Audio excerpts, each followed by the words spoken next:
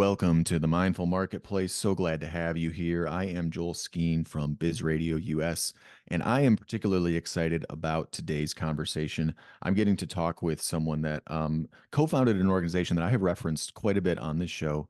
Um, Alison Lingange from Project, who's the co-founder of Project Equity and is from the Ownership Capital Lab, is going to be here with us to discuss employee ownership, democratic models of ownership, and how businesses can utilize them to their benefit. But first, we got to hit the balance sheet. It's time to go over the assets, liabilities, debts, and investments. All right, here in the assets column, I wanted to talk about an article that was here in Forbes that was talking about steps to growing a climate resilient workforce. So the article talks about how small and medium-sized businesses can unlock the full potential of the green economy by fostering cross-industry collaborations, enhancing things like early education, tailoring their messaging, and increasing training opportunities. And Forbes actually mentions a local North Carolina group here that I want to highlight, the Industrial Commons, which is a leader in the textile circular economy with a focus on reducing textile waste and promoting environmentally sustainable practices within the industrial sector. The organization helps people start and partner with other companies while developing skills training.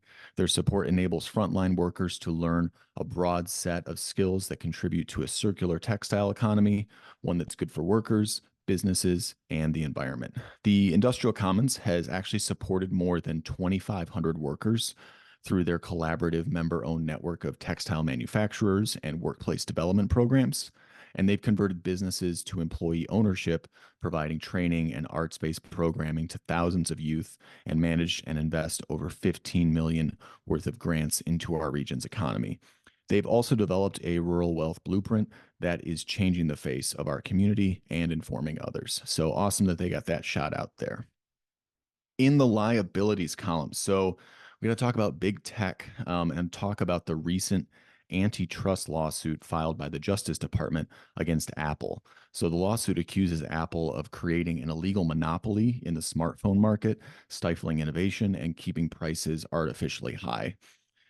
Though the suit alleges that Apple's control over the iPhone has locked consumers into its ecosystem while excluding competitors from the market, ultimately hindering industry advancement. Apple has, of course, strongly refuted these claims, stating that the lawsuit is based on incorrect facts and law. The lawsuit addresses allegations that Apple restricted the functionality of non-Apple smartwatches, limits access to contactless payment for third-party digital wallets, and refuses to allow its iMessage app to exchange encrypted messages with competing platforms. It also seeks to prevent Apple from undermining technologies that compete with its own apps and crafting contracts that extend its own monopoly. The lawsuit's part of a broader effort by the DOJ to promote competition and innovation within the tech industry. You know, we've already talked about Google. We've already talked about what's going on with Ticketmaster and Live Nation. Many argue that Apple's products are often priced at a premium, making them inaccessible to a large portion of the population. Additionally, the closed ecosystem, which limits connection of Apple devices with non-Apple products, is a way to lock customers out of the Apple ecosystem, limiting their freedom of choice. Moreover, there are concerns about Apple's stance on, repairability, with a lot of people arguing that the company makes it difficult for users to repair or upgrade their devices, leading to unnecessary waste. All right, so next in the debts column. All right, so there was an article here that was talking about how the young folks, the Gen Z, that are using credit cards at kind of an astounding rate. The factors contributing to this are, provide suggestions and helping the younger generation manage their finances more effectively. There's this recent study by TransUnion that revealed 84% of credit active Gen Zers had at least one credit card, a significant increase compared to 61% of credit card active millennials. Also, the Fed Bank Reserve of New York found that nearly one out of every seven Gen Z Americans have maxed out their credit cards, compares that to only 12% of millennials and just under 10% of Gen Xers. The article does attribute two main factors in the rise in credit cards: inflation and high interest rates. Inflation reaching its peak in 2021 at an annual rate of 7% has led to higher prices for necessities like housing, groceries, gas. We've talked about that before, the rise of more online lenders who are taking advantage of that. Um, the article also highlights the challenge of finding employment for a lot of young adults, particularly those who came of age during the pandemic. The job market has been particularly rough for younger people, as many were unable to secure the internships or starter jobs during lockdown, and then face competition from older and more experienced job seekers once COVID precautions were lifted. Just a reminder that in order to help combat the debt crisis, the Mindful Marketplace is providing all of our listeners with a free customized report on how to best eliminate personal and business debt based on everyone's unique situation. Lots of families are using this report and the information in it to get out of debt in 9 years or less without spending more than they were. So go ahead to mindfulmarketplaceshow.com and click on the link to get your free report about how you can eliminate your debt faster. All right, lastly, in the investments column, so I want to talk real quickly about, I mentioned Impact Alpha before. They are a partner with our sister show, Community Capital Live. And there was a recent article here by Ellen Frank Miller, who talks about employee ownership and talks about how when combined with quality jobs, it is increasingly becoming recognized as a powerful driver of value creation and improved financial performance within companies. Private equity firms like KKR and Blackstone are leading the way in implementing employee ownership programs globally, adapting the model for local markets and including broad-based employee ownership at firms in which they take a controlling interest. This shift suggests that these firms see the potential for improved job quality to generate superior returns throughout the organization. Contrary to the belief that financial incentives alone drive better financial results, the recent research indicates that the relationship between employee ownership and improved financial performance is a bit more complex than that. While financial incentives do play a role, two other key factors have been identified. She talks about organizational identification and social exchange obligation. So these factors, rather than just financial incentives, are crucial in explaining why more broad-based employee ownership generates better financial results. So to achieve this, companies do need to focus on their ownership behaviors and the practices that ignite them. She talks about how this involves measuring and fostering ownership behaviors, such as employees' discretionary efforts to improve the company's fortunes, while implementing managerial and operational practices that support these behaviors. So, really fascinating stuff on the future of capital and employee ownership, which I think is a great place to introduce our next guest because she is someone who has been working in the space of capital and of employee ownership longer than most have known about it, I feel like at this point. Allison, thank you so much for being on the show. I'm so excited we get to have you here. Oh, thanks, Joel. I appreciate being here and really looking forward to our conversation. Yeah, so I'm sure a lot of people out there, don't know who you are or know the work that you've done. I know you're the co-founder of an organization we talk about a lot here called Project Equity, and you are also moving into something called the Ownership Capital Lab. Tell us, why did employee ownership strike you as something that I don't know, that hit at your heart and that you became passionate about? Yeah, well, the when you look at your career in the rearview mirror, the path makes sense. Hmm. Um, my career has always been about unlocking opportunity for people who may not have as much of it as frankly they should. And I spent many, many years in the education sector thinking that oh, it's all about helping people get more access to education.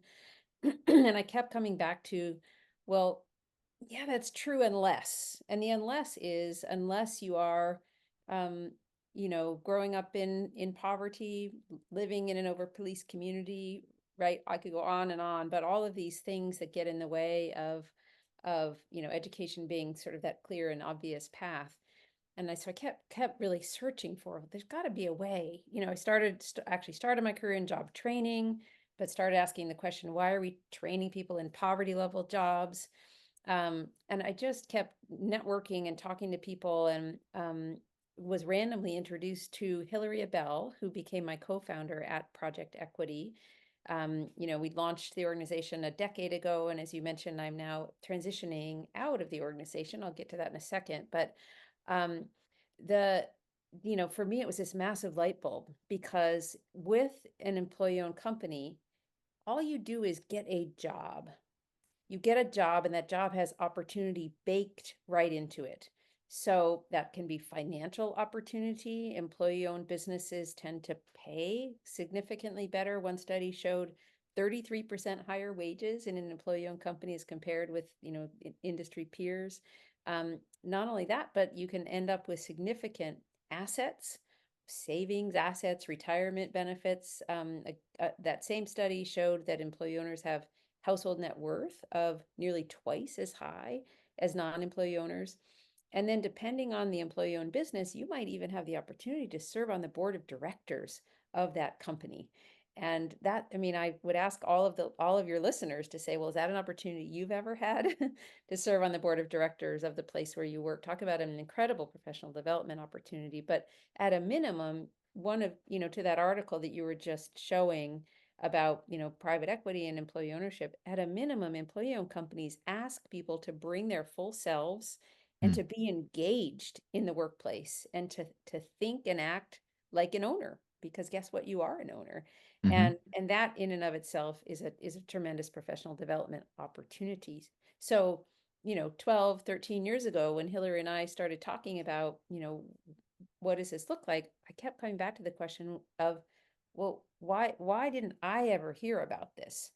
I went and got my MBA. I was in every single network of whatever the words you want to use, responsible business, good business.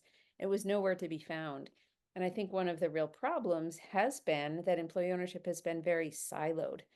And so over the past decade, what we've really put a lot of energy into is, how do we bring it out of its silos? I often say, if you Google employee ownership, there's a lot of information to be found. But the problem is, most people, like me, back before I'd even heard about it, don't even know to Google it. And so we've been doing a lot of work over that past decade to bring it out of its silos. It's a very exciting time right now in employee ownership. There's so much interest and activity, a lot of new entrants, a lot of opportunities for businesses that are interested in looking at employee ownership to be able to get support and help and financing to help make that a reality.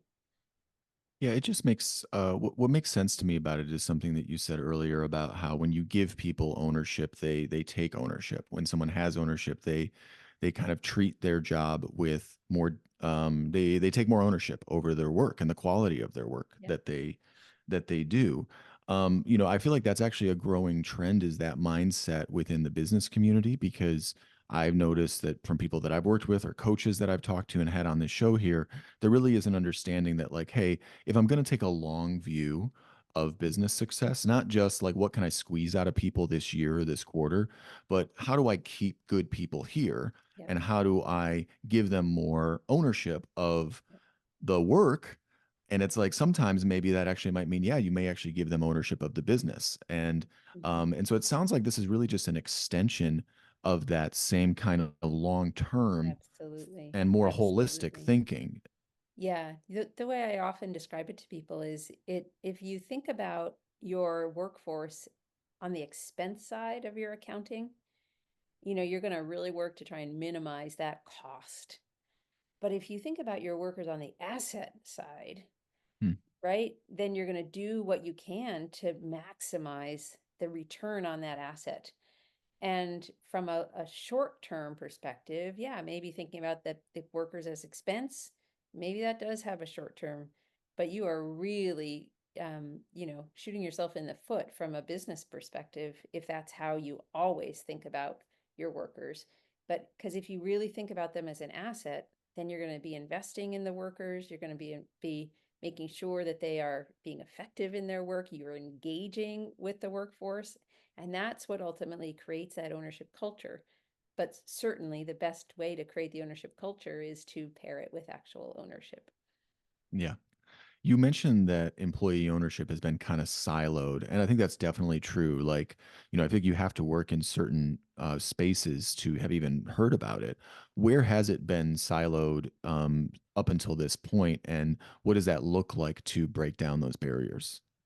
Sure. Yeah. Well, I think that, the biggest form of employee ownership in the United States, and for business owners or business advisors who may be listening to this, there's a form called the ESOP, Employee Stock Ownership Plan, that's Mm, been around since the 1970s. It was actually created by the federal government in the same legislation that they created the 401k plan. So, the federal government envisioned that there is this real benefit to having this high engagement culture, and they created a structure that provided a whole lot of tax benefits to business owners that are interested in pursuing the ESOP form of employee ownership. And so, because of that, there has been really this growth of a whole marketplace, if you will, of service providers who specialize in ESOPs. And also because of that, it is now the largest form of employee ownership in the United States by far. And so that siloing, as I describe it, happens kind of within that community, and it's a deep and rich and community of practitioners who know how to structure ESOPs, how to finance ESOPs, how to support ESOPs once they are in existence. Um, but from but the average business owner or business advisor or MBA doesn't really learn about what that looks like. It's not being taught in most business schools today. In here and there, you might get a professor or two that's hmm that's mentioning it, but it's not structurally a part of the curriculum, which really is unfortunate because corporate finance teaches you all day long how to manage not only the ratio of debt and equity within your business, but also how to manage your tax liability and how to think about that, how to optimize that. And frankly, given the many tax benefits, especially of ESOPs, it should belong in MBA programs and in CPA programs and all of the above. Yeah, because it seems like, it's kind of like with, if you go study economics, you don't actually learn a bunch of different models of economics. You learn one model of Mhm. economics.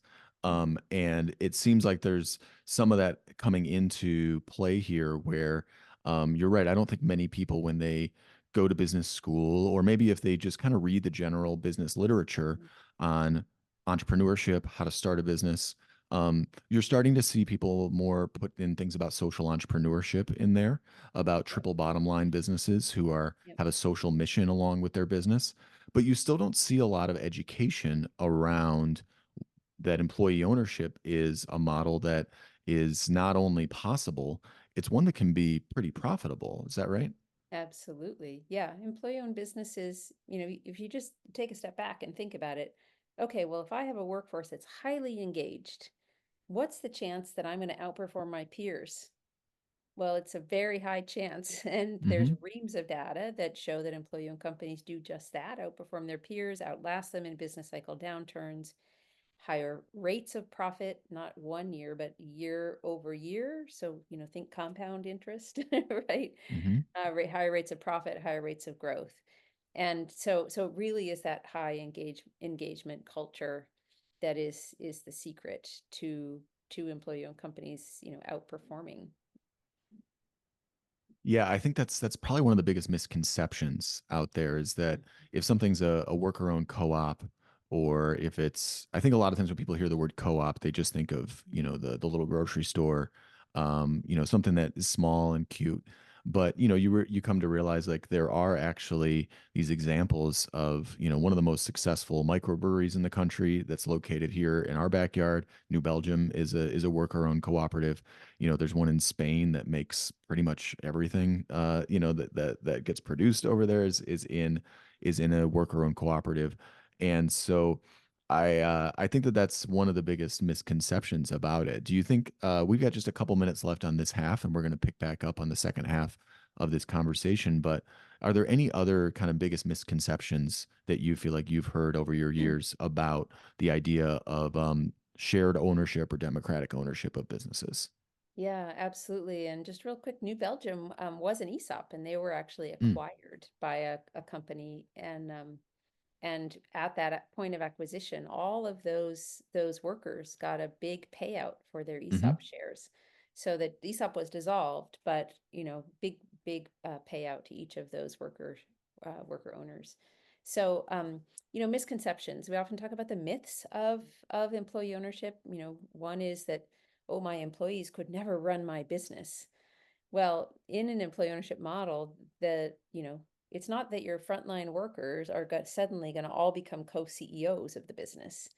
You still have a CEO or a general manager, and you still have a hierarchical management structure most typically. And that's because those are effective ways to manage large groups of people. hmm But the difference is that you have a broad set of stakeholders now who ideally have a voice in the business in one way or another. And that can be from a high participatory culture. It can be all the way up to having employees on the board, or even to having employees be the majority of the board and be in the controlling seats on the board. So there's a whole spectrum of how you can do that. But yes, your employees are not running your company. Your employees are participating and bringing their full selves in a high engagement culture within the regular hierarchical infrastructure. Another really important myth is, oh, my employees they can't afford the company. They don't have the money to buy it. Well, the beauty of an employee ownership transition is it's actually the business that takes out the financing in order to finance the payout that is going to the selling owner, right? These are market-based prices of the business. The company is selling at a market sale price, and the business is the one taking out the financing based upon its, typically decades, sometimes generations of positive cash flow. So yes, you don't need an employee base that has a lot of money in their personal savings accounts or a lot of credit to be able to make these transactions work. Yeah, and what I'm excited to dig in with you on part two here is really about examples of businesses that have done that, what it looks like, how it goes, why it's happening now, why there's more popularity around this right now, and what you see as the future of capital and employee ownership working together. So, everyone out there, tune in next time and follow us on all the podcast networks. And remember, we are each other.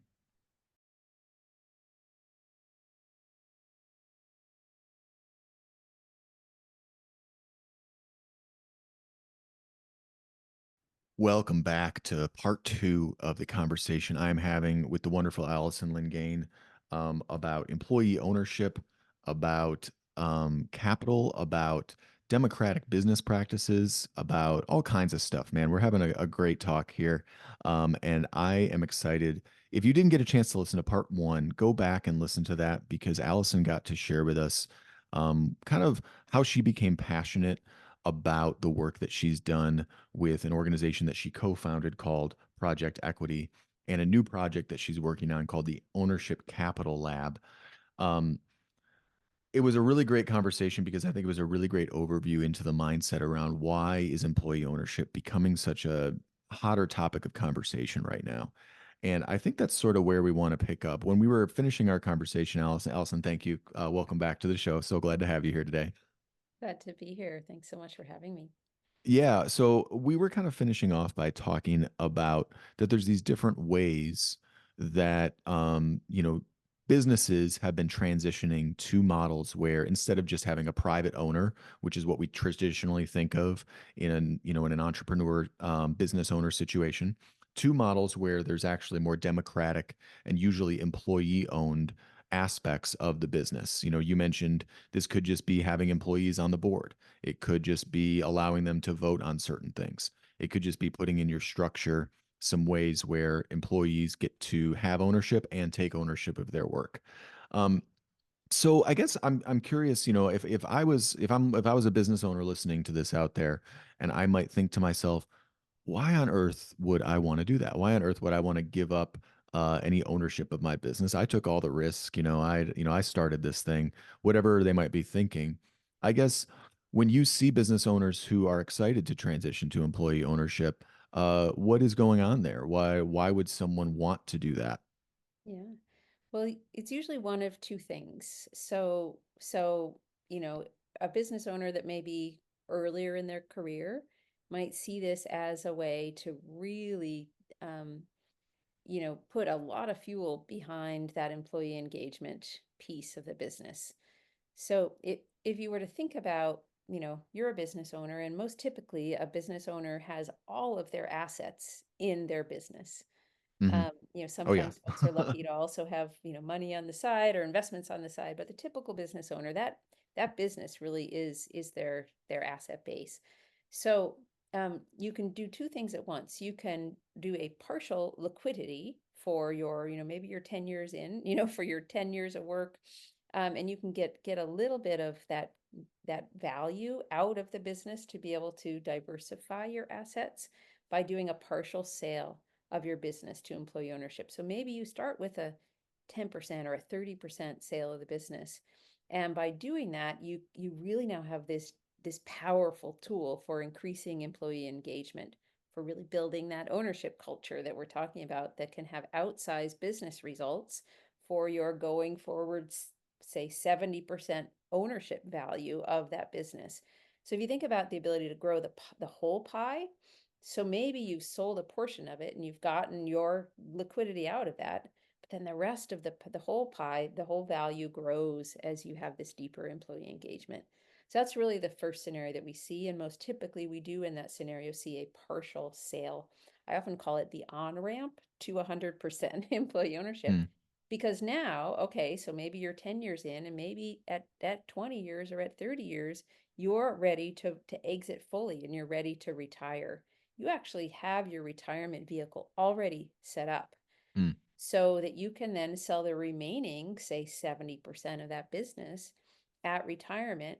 And you can do it on your own timeline, you know, quote unquote, on your own terms. Of course, the financial terms are going to be a negotiation and based on market value and all of the above. But you have a tremendous control over how that unfolds.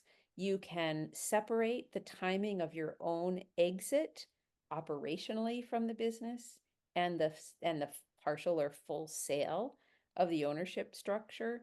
So so those two can be separated in time either because that's what works best for you and or because that helps the business have, fewer big changes at once. So it helps it be more stable and, ultimately more profitable for all involved. So whether or not this is a succession plan and you're looking for an exit, Hmm. or it's really about employee engagement as a tool to increase the business results, you can think of employee ownership in both of those ways. Yeah, I definitely think that there's a bit of a mindset in the business culture that is very much influenced, obviously, by Silicon Valley, right? And that mindset that I've seen a lot of is very much scale and exit. Like let's scale this thing and then let's exit. But I also know that like when I think about the small businesses that I grew up in, kind of whether it was the coffee shop in the beat up downtown that I grew up in, or it was any of the other number of businesses that I really loved and really made the place that I lived in feel like home. It seemed like it was more for those businesses. It was more about a legacy and it was more about their community. And I think that with that trend that we see in tech and then in some other places where the trend seems to be that you build a business so that it can be bought up by a bigger business and then just absorbed into some larger conglomerate of businesses. It seems like this might be a way for those business owners to leave that legacy in their community without having to just kind of get eaten up by the big guys if as they're retiring. Yeah, very well said. Today when we teach entrepreneurship, we usually also talk about planning for your exit. Like what are you growing in order to be able to exit it? Now, if you rewind the clock 40 or 50 years or a couple of generations, that's not at all how people thought about their businesses. They thought about businesses as, well, I'm going to start a business and it's going to support me and my family. And then, we're going to be a community anchor and we're going to do good things, right? You think about the who's sponsoring Little League, just to call it that, but many, Yeah. many wonderful things in our communities, right? It's the small businesses that are vested in those communities. And, when we think about, again, roll back the clock 40 or 50 years, if you were to land in any town USA, right, it would look unique. It would have its unique character, its unique set of businesses. Today, if you land in any town USA, we don't have that as much anymore, right? Because many of the same brands are in, Hmm. what is your local coffee shop? What is your right? Um, and so yes, the difference between a business owner starting today or a business owner who is retiring today, the baby boomer generation is generation of entrepreneurs. So, today we have nearly 3 million businesses that have owners at or near retirement age. And that is because the baby boomer generation, and generations prior that are still running their businesses are very, very entrepreneurial. That's one in every two locally owned businesses with employees. Hmm. So one in every two private employers is owned by somebody who needs to find a buyer for their business because they're at or near retirement age. So we have, first off, we have this massive number of local businesses in our community that are the community connected organizations, right? They're the ones who hire our teenagers. They're the ones who sponsor our local organizations. And they circulate their money in the economy 3 times more than national chains or corporations. So half of those businesses need to find a buyer in the next 10, 15, maybe even extend it to 20 years forward. So that means we have a supply demand imbalance Hmm. happening. And one of the other like really powerful things about employee ownership is that it creates a buyer group for every single business. Every business has a built-in Hmm. buyer group in the form of its employees. So you're a business owner and you're trying to figure out how to sell your company, right? What are your options? Well, many business owners are regularly getting inbound emails from private equity talking about interest in investing or acquiring. So you can definitely go that route. And by the way, there are some employee-owned private equity firms. I'm sorry, firms that are operating like private equity that focus on employee ownership that are doing the same thing. They're going and contacting business owners and saying, "Hey, I'm interested in acquiring your business, and by the way, we can do it and maintain your legacy." So you may be getting inbound interest, or maybe you're thinking, "I'm going to go list with a broker, and I'm going to find a buyer for my business that way." Well, depending on the community, you may have a varying amount of luck. We find that business owners in rural communities have a harder time finding buyers. And it's simply a numbers game, right? There aren't as Right. many people there who are likely to be interested in that particular business at this particular moment in time. And so, whether it's a rural business owner, suburban, urban, you do have a built-in buyer group in the form of your employees. And you can really leverage that opportunity to be able to keep that business locally owned. For many businesses, their name is on, you're the founder of the business. You put your name on the business, right? So this is your legacy, your family's legacy, and you can maintain that local ownership and have it carry forward and be a really impactful local business that you can look back on from retirement and be really, really proud of. Yeah, and be able to say that not only did you start something, but that it's going to continue on. Because one of the things I've been seeing is that a lot of these folks who are hitting retirement age and spent their whole lives dedicated to building their business, a lot of times people want to have the ideal of passing that on to their children, but you do see the numbers of that. Of usually when that happens, Mhm. it's out of business within a generation, if not two. And so it does seem like, well, if the option is either force it on my kids who don't want it maybe or sell to some mega conglomeration, this gives them a path to be able to say, hey, the people who helped me build this, the people who have been with me for all these years, let's pass it on to them. And I also know that there's a new model where you can set up a trust Mhm. that the business would be housed within, and then the mission of the trust is to serve the interests of the business and of the people who work in the business, and you can even include the community that the business Mhm. lives in, which I think is just this really kind of beautiful way for someone who wants to start a business to make the world a better place, to have their impact on the world, to be able to actually see that live on past them rather than just seeing it bought up by, some conglomerate. Yeah, absolutely. Yeah. So you were referring to the Employee Ownership Trust, or EOT for short. So Yeah, we just had on Jenny Everett oh, and her fantastic. colleague Mark to talk Yep. about that a couple episodes ago. Yeah. Fantastic. Yeah. So just for your listeners, the three main forms of broad-based employee ownership include the ESOP, Employee Stock Ownership Plan, which comes with a tremendous tax benefits. Largest form of employee ownership in the United States because of those tax benefits. The second largest form today is the worker-owned cooperative, which is, a cooperative in the same vein that a farmer co-op or a rural electric co-op or a consumer food co-op is a cooperative, but it's the workers who are it's owned and governed by and for the benefit of the workers. And then the third main form, which is the newest in the United States, but is well established in Europe, is called the EOT, or Employee Ownership Trust. And it utilizes a perpetual purpose trust. That's Hmm. the trust structure. And so that word purpose is really embedded. So you can, for those business owners who really think about their business and operate their business with a double or triple bottom line, and that mission is centrally important to their work, having that mission really um, sort of protected over the long term in that perpetual purpose trust can be a very beneficial approach to take. And when we talk to business owners, we never start with, oh, which form of employee ownership. We always start with what your goals are.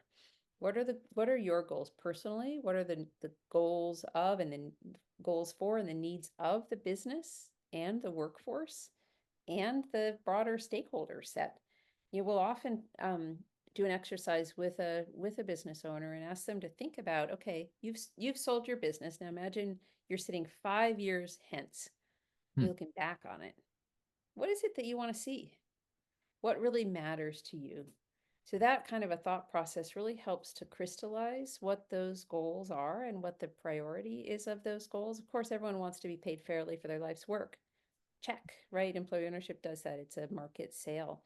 Um, but then the other things around legacy and who's taken care of and what's taken care of. Do you want that mission ensconced, right? Like what are Hmm. those priorities? And then from there, we can help match to what is the right form of employee ownership that's going to help you meet those goals most effectively. And I wanted to also just pick up on a thread we were chatting about a couple seconds ago about all of the important ways that employee ownership operates within a local Hmm. economy. And when we think about especially economies that depend on manufacturing or Hmm. production, where you've got supply chains and other suppliers, and we think about the fact that one out of every two privately held employer businesses needs a buyer.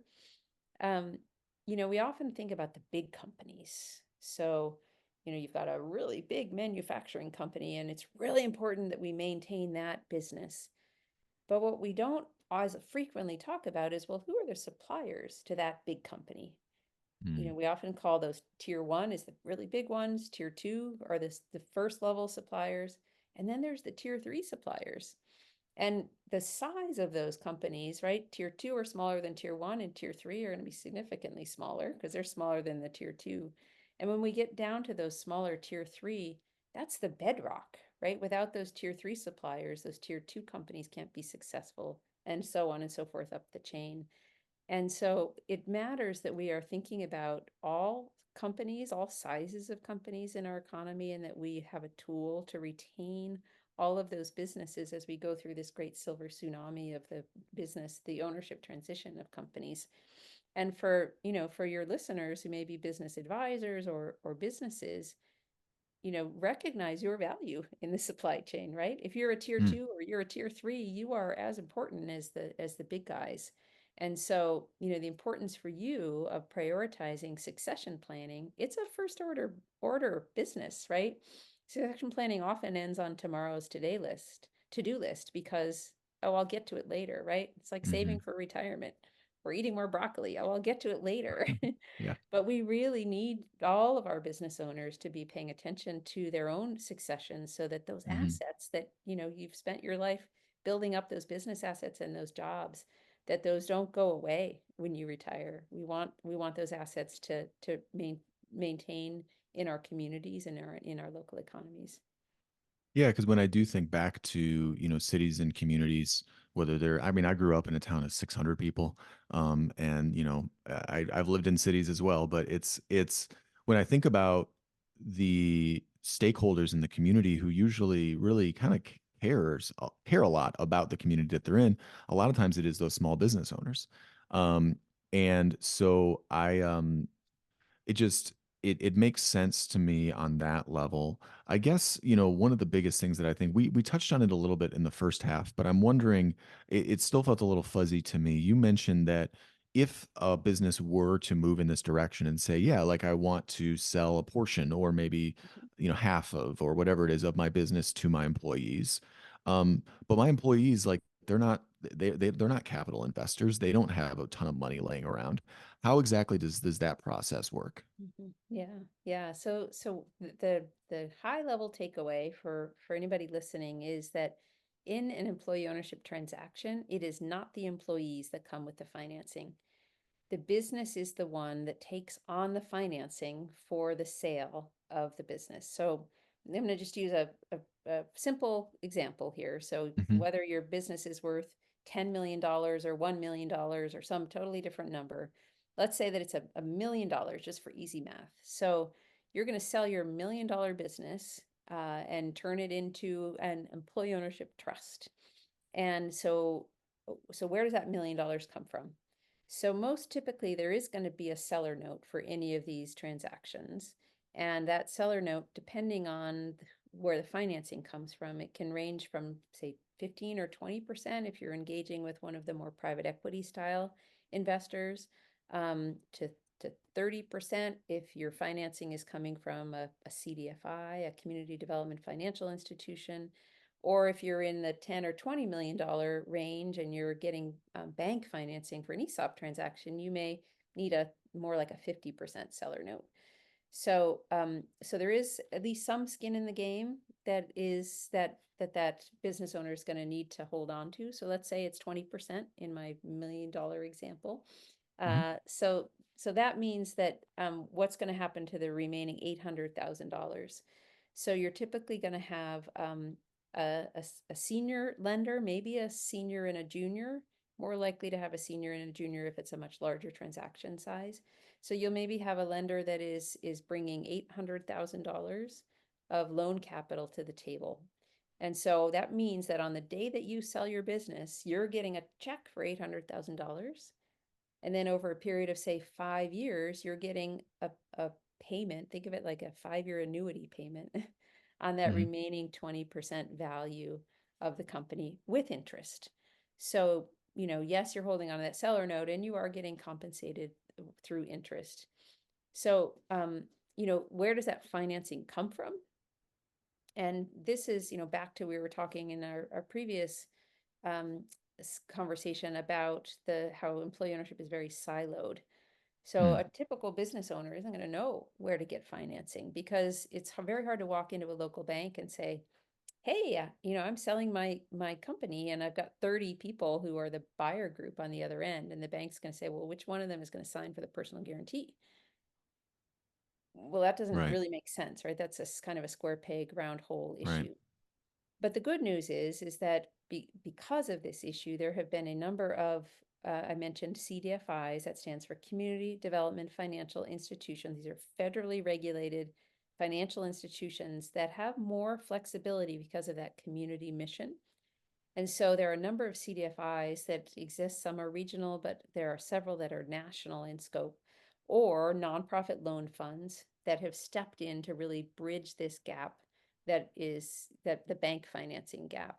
Hmm. So there is financing out there, and the best way to identify it is to work with an organization that specializes in employee ownership, because they're gonna know all the people, they're gonna know which sources of financing are gonna be the best fit for you, and they're just gonna make it a whole lot easier. Yeah. Yeah, and that's, I mean, that's where your background really lies, was in actually you've helped dozens, and I mean, how many businesses through Project Equity, the organization you co-founded, have you all helped transition to models of employee ownership? Yeah, in its first decade, Project Equity has supported 25 companies to become Mm. employee owned. So we've got a lot of experience across all three forms of broad-based employee ownership. And I say we, mostly mean the team that is Oh yeah, carrying of the course. Project Equity forward. Yeah. But I personally, of course, have experience with that, and Project Equity also has raised capital to finance the transitions. And, I founded a fund called the Employee Ownership Catalyst Fund that is wholly owned by Project Equity, Mm. that does provide flexible capital for all of the main forms of broad-based employee ownership. Well, I wish we had time to get into what you're moving into next, but we'll just have to have you back. Well, Thank I you, look forward to Allison, that. so much for your time today. And for all of you listening out there, thank you. Make sure to subscribe on all of the platforms where you get your podcasts. And until next time, remember, we are each other.